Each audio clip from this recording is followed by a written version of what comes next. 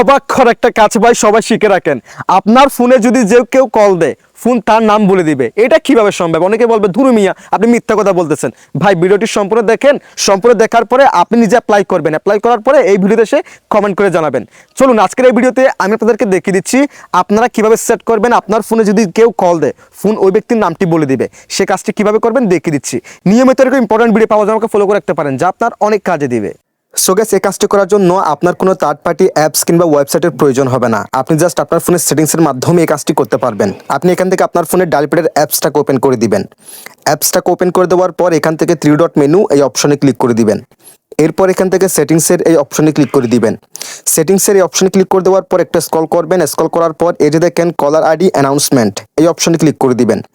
এরপর এখানে দেখেন অ্যানাউন্স কলার আইডি, এই অপশনে ক্লিক করে দিবেন। এবং দেখেন এটা কিন্তু নেভার করা আছে, আপনি জাস্ট এখান থেকে অলওয়েজে ক্লিক করে দিবেন।